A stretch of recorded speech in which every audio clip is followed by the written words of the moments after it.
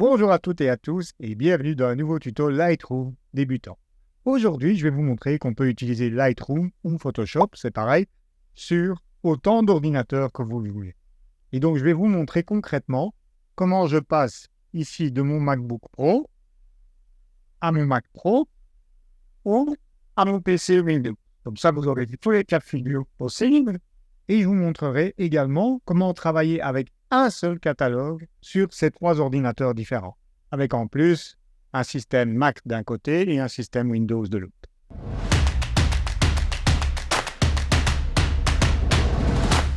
Peu de gens le savent, mais en fait, lorsque vous avez pris un abonnement Creative Cloud pour la photographie, vous avez le droit d'installer Lightroom et les autres logiciels dont Photoshop sur autant d'ordinateurs que vous voulez. La limite, c'est que vous ne pouvez en utiliser que 2 simultanément. Concrètement, ça veut dire quoi? Eh bien, ici, donc, je suis sur mon MacBook Pro, et donc actuellement Lightroom classique qui est ouvert et connecté. Donc, si j'ouvre mon application Creative Cloud, vous voyez ici que je suis connecté en tant que Olivier Roch avec l'adresse email ici.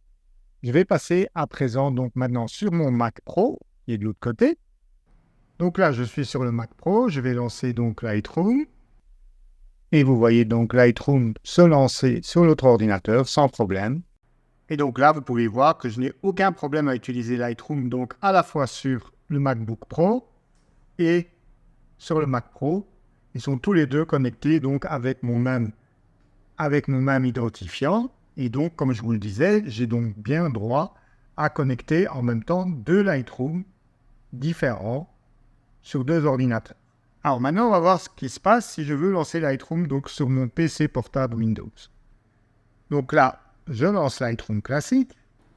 Sur un autre ordinateur, des fois, Adobe, pour vérifier que c'est bien vous, va vous demander donc d'insérer un code avec donc l'application Adobe Account Access, que vous pouvez voir ici à l'écran, et qui génère donc un code d'authentification que vous devez introduire dans la fenêtre de connexion pour pouvoir utiliser Lightroom. Je suis déjà connecté avec mon compte identique. Et là, voilà donc le message qui arrive sur le PC qui me signale donc que j'ai déjà deux ordinateurs de connectés. Et donc, vous pouvez comme ça déconnecter à distance. Je vais par exemple déconnecter le Mac Pro. Hop. Continuer. Et voilà. Comme vous pouvez le voir, je peux travailler sans problème donc maintenant sur mon PC portable Windows. Donc vous venez de le voir, je peux comme ça travailler sur trois ordinateurs. J'ai encore un iMac en bas et je peux switcher comme ça, simplement en déconnectant à distance un ou deux des ordinateurs qui sont déjà connectés à Lightroom avec ce compte Adobe. Et donc je peux l'utiliser en fait n'importe où, dans notre pays, etc. D'ailleurs, ça reste entre nous. Pendant tout un temps, j'ai partagé mon compte avec ma sœur qui devait réaliser quelques petits travaux pour moi dans Photoshop, mais qui ne justifiait pas l'achat d'un abonnement pour juste créer une bannière tous les mois. Et donc, en fait, tout simplement, je lui donnais mes identifiants et elle pouvait se connecter comme ceci à 1200 km de chez moi. Et donc, à proprement parler, vous pouvez donc utiliser votre abonnement Lightroom aussi bien sur un PC Windows que sur un Mac, une tablette, etc. Tant que vous maintenez la limite de deux appareils connectés simultanément, c'est bien ça la notion importante, c'est simultanément, vous pouvez avec une seule licence travailler sur plusieurs ordinateurs. Maintenant, on va voir comment travailler avec un seul catalogue sur plusieurs ordinateurs. Donc, comme je vous l'ai montré ici dans mon bureau, j'ai trois ordinateurs, deux Mac et un PC Windows. Pour travailler avec un seul catalogue, il va falloir le stocker sur un disque dur externe pour pouvoir ensuite le passer via le disque dur externe d'un Lightroom à l'autre. Alors, pour ça, je vous conseille vivement d'utiliser un disque dur de type SSD externe afin que le temps d'accès au fichier, au catalogue, soit le plus rapide possible. Sinon, vous aurez un Lightroom qui est relativement lent. Évidemment, ces types de disques durs sont fragiles, donc je vous recommande d'investir dans une coque de protection, puisque n'oubliez pas, c'est votre catalogue quand même qui contient donc toutes les données de post-traitement de vos photos. Bien entendu, ça n'exclut pas d'effectuer une sauvegarde du catalogue, comme je vous l'ai déjà expliqué dans la vidéo, vous pouvez voir ici en haut à droite.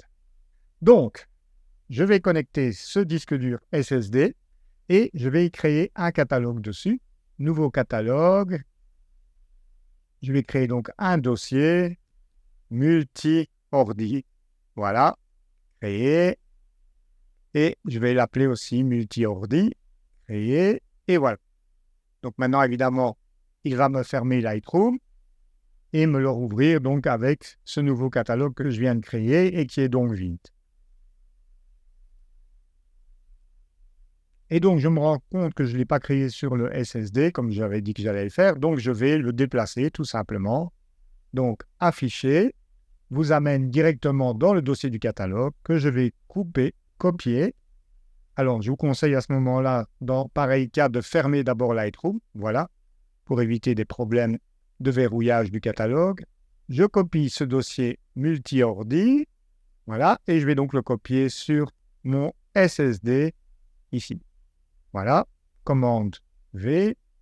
Voilà mon catalogue. Je vais également copier directement des photos dedans, des dossiers photos. Je vais en prendre 2, 3 pour l'exemple. Voilà, j'ai 3 dossiers qui contiennent mes photos. Évidemment, vous devrez déplacer l'entièreté de votre photothèque sur le disque dur SSD externe. Donc, prévoyez-le suffisamment large. Et je vous rassure, restez bien jusqu'à la fin de la vidéo. Après, je vais vous montrer aussi comment on peut le faire sans nécessairement copier toutes ces photos sur un SSD externe, parce qu'il ne faut pas oublier que les SSD externes ne sont pas bon marché, et typiquement, si vous avez plus que 4 Tera de données photos, ça devient compliqué de les stocker sur un seul disque dur de ce type. Donc, en attendant, je peux ouvrir mon catalogue. Donc, je vous conseille toujours d'ouvrir le catalogue en cliquant sur le LR4. Donc, vous rentrez dans le dossier de votre catalogue et vous allez cliquer 2 fois sur le fichier LR4 pour lancer Lightroom. Ça évitera d'avoir des messages du type Lightroom ne trouve pas le catalogue, etc. Voilà, donc il n'y a aucune photo, c'est tout à fait normal, donc on va en ajouter. Donc je vais dans Bibliothèque et je vais cliquer ici sur Dossier, petit plus, ajouter un dossier et je vais donc venir ajouter les dossiers photos. Donc, pour plus de facilité, je vais les mettre dans un dossier par an, d'abord. Donc, je suis sur mon SSD, multi-ordi, voilà. Et donc, ces 3 dossiers, je vais les regrouper en faisant un clic droit, nouveau dossier, et l'appeler, par exemple, photo. Voilà. Donc, j'ai le dossier avec mon catalogue, multiordi.lr4, et j'ai un dossier photo qui contient donc mes fichiers originaux avec 3 dossiers dedans. Donc, pourquoi j'ai créé comme ceci un dossier global? C'est parce que sinon, j'aurais été obligé d'importer un dossier à la fois. Donc ici, je vais pouvoir ajouter directement le dossier photo et lui, il va tenir compte donc de la hiérarchie. Il va importer toutes les photos et comme vous pouvez le voir, il va conserver donc ma hiérarchie de dossiers. Donc, je clique sur Importer. Hop, c'est parti. Et on se retrouve dans 2 minutes après l'importation. Donc, comme vous pouvez le voir ici, l'importation s'est bien passée. J'ai mon dossier photo. D'ailleurs, si vous n'avez pas envie de voir le dossier par an, il suffit de cliquer droit dessus et de sélectionner masquer ce par an. Voilà, du coup, vous verrez directement les dossiers photos. Je vais à présent d'abord fermer Lightroom. Donc, ce que moi, je vous conseille tout de même, c'est de fermer Lightroom avant d'enlever le disque dur SSD et de passer sur l'autre ordinateur. C'est une mesure de prudence, faites-moi confiance. Ça permettra d'éviter d'éventuels risques de corruption et ce genre de choses. Donc, je vais quitter Lightroom, voilà, et j'éjecte donc mon disque SSD. Hop, je le retire de l'ordinateur. Alors, comme c'est un port USB-C et que mon Mac Pro, c'est un ordinateur de vieille génération, donc je vais utiliser un petit adaptateur comme ça, USB-C, USB classique. Hop, voilà. Et je passe donc sur le Mac Pro. Voilà.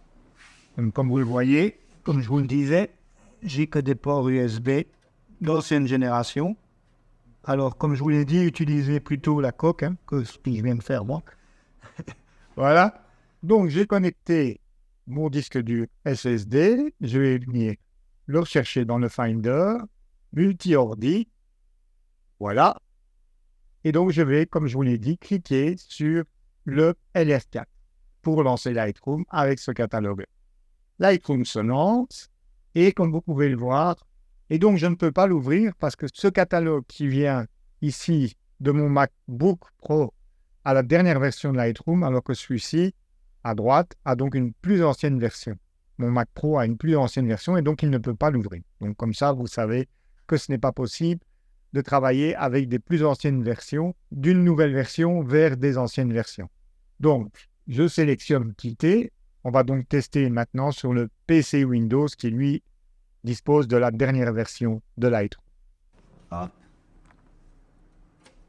Et on va venir donc le connecter au PC Windows.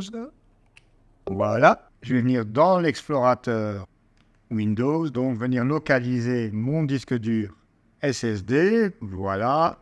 Je cherche multi-ordi et je vais cliquer donc sur le LR4 pour lancer Lightroom. Lightroom se lance. Et donc, comme vous pouvez le voir, mon disque dur SSD est bien connecté et j'ai bien accès à mon catalogue avec toutes les photos dedans. Donc, vous voyez, je suis passé sans aucun problème du Mac Pro au PC Windows avec mon catalogue, puisqu'il retrouve directement les fichiers et qu'ils sont stockés au même endroit. Alors, retenez donc que ça ne fonctionne que si vous avez les mêmes versions de Lightroom, ou en tout cas pas des plus anciennes que celles du catalogue d'origine. Parce que sinon, comme on l'a vu sur le Mac Pro, ça ne fonctionne pas. Donc maintenant, je vais vous montrer le cas où nos photos ne sont pas directement sur le SSD externe, mais sur un autre disque dur de plus grande capacité. Je ferme donc Lightroom, hop, par prudence, et on va donc éjecter le disque dur externe. Hop, éjection pour éviter tout risque de corruption. Voilà, c'est bon. Hop, je déconnecte. Je peux enlever l'adaptateur et on va donc le connecter au MacBook Pro. Je vais laisser le catalogue dans lequel on a travaillé, mais je vais venir importer donc des photos qui sont sur ce disque dur LaCie externe et du coup déplacer les deux ensuite sur le PC Windows. Donc, je vais lancer Lightroom en lançant le LR4. Voilà. Donc, c'est toujours une bonne pratique de lancer Lightroom depuis le clic sur le LR4 plutôt que d'ouvrir d'abord Lightroom, etc. Puisque forcément, si vous ouvrez Lightroom et que le disque SSD externe n'est pas là parce que vous avez oublié de le déconnecter de l'autre côté, eh bien, du coup, il va avoir des messages comme quoi le catalogue est absent, etc. Donc, quand vous travaillez comme ça en multi-ordinateur, il vaut mieux cliquer sur le LR4. Donc, on va ajouter, en cliquant sur le petit plus ici, donc un dossier qui vient cette fois d'un disque dur externe, différent. Donc, c'est celui-ci que je viens d'ajouter pour le test. Voilà, importation. Je vais faire 2-3 réglages sur une photo, d'ailleurs, pour vous montrer que les réglages sont bien conservés de l'autre côté, puisque je ne voulais pas montrer lors de la manipulation précédente. Donc voilà, pendant que ça importe, je peux déjà commencer à traiter une photo. Je vais prendre ce Muscari, par exemple. Voilà, je passe en développement. Je vous rappelle donc que vous n'êtes pas obligé d'attendre la fin de l'importation pour pouvoir déjà commencer à traiter les premières photos. Juste un petit réglage, histoire que vous voyez la différence. Donc, comme vous pouvez le voir ici, le fichier est plus froid. Et ici, mon fichier 8 a été retouché. Voilà, donc je laisse quelques secondes générer les aperçus standards. Et donc après, je vais fermer Lightroom. Voilà, donc l'importation s'est bien passée. Vous voyez donc à présent que j'ai 2 disques durs, le SSD qui contient le catalogue et quelques dossiers photos, et le disque LaCie 2 qui contient un seul dossier photo avec 140 photos dedans. Je ferme Lightroom. J'éjecte le SSD et LaCie 2 cette fois. Hop. Et hop. Et donc, je viens de reconnecter LaCie 2. Et maintenant, je vais connecter donc le SSD. Hop. Je vais donc ouvrir l'explorateur. Je viens chercher mon LR4 dans Multi-Ordi. Et je vais donc cliquer sur le LR4 pour lancer Lightroom. Vous voyez les fichiers de blocage qui se sont créés. Et c'est parti. On voit que le SSD est là, connecté.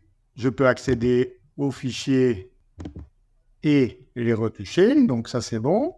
Maintenant, on va voir ce qu'il en est des photos qui ne sont pas sur le SSD externe, mais sur le disque dur USB. Et là, comme vous pouvez le voir, volume 2 LaCie, le petit interrupteur me montre qu'il est hors ligne, alors qu'il est connecté, je vous le rappelle. Le dossier est pourtant bien ici, et lorsque je clique, vous voyez bien les photos dedans, dont la photo que j'ai traitée. Mais si je veux développer la photo, vous voyez qu'il me dit le fichier est introuvable. Alors pourquoi est-il introuvable? Eh bien, c'est parce que Windows change les lettres d'attribution. Donc, comme vous pouvez le voir ici, le lecteur n'est pas identifié. Windows travaille avec un système de lettres qu'il attribue au disque dur en fonction de l'ordre de connexion. Et donc, ça, c'est pas top en vérité, mais c'est comme ça sur Windows.